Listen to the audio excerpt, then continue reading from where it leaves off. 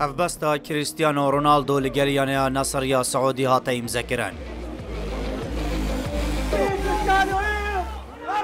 یاریزان بو تاقی کرنک نو آماده یا هفرکیه که نو لپیشیا رونالدو یا کردک لیانه نصر رولک مزند و گواستنا پیام رونالدو جبو برپرسین یانه و یاریزانن اوه تیمه دبینه. ورگره کریستیانو رونالدو لیانه نصر یا سعودی ده دما ناساندناوی دا کردک بو کو دمک دریجه لگل فوتبولا سعودیا و یانه نصر کاردکه.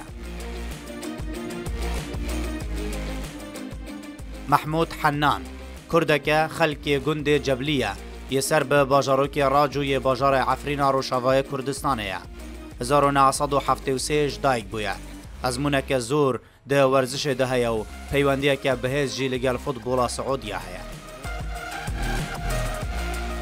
کرد روشاوای کردستانه زمان سربی، کرواتی، انگلیزی، بوسنی، اسپانی، روسی، عربی و کردی گلک باش دزانه.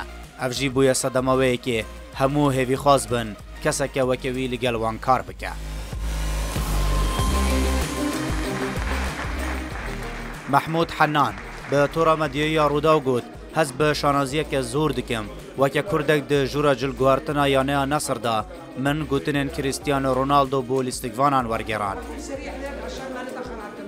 جنزیگ و چاول من به ویستر مزن یه جیهانه کرد.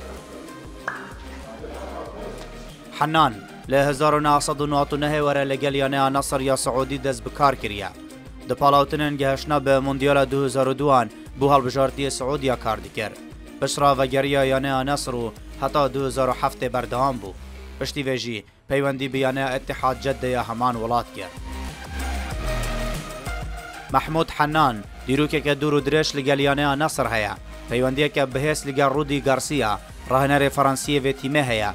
توایا یاریزانن تیمه جوی حز دکنو پیوندیه که خورتو بهیس دنا وروان ده هیا.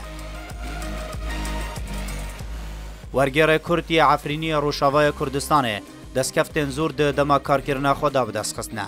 لگل یانه نصر بشداری ده موندیال یانه آنده کر ل 2000 لگل سعودیا ده پالاوتن موندیال 2002 بشدار بویا بشداری ده جام کنداو یا 15 دا کریه لگل اتحاد جده بشداری ده جام جهانی یانه آن کریه لگل همان یانه چامپیونز لیگ آسیا و جام عربی بدست خستیه سه جاران لگل یانه نصر بویا قهرمان خولا سعودیا و دو ناسناوین جام سوپرای ولاتی جی بدست خستنه و نهاجی لکارکرین بردوام و رولک مزند و گواسنا یاریزان پیشگر و راهنر تیمه بو یاریزان عرب و کارگریایانه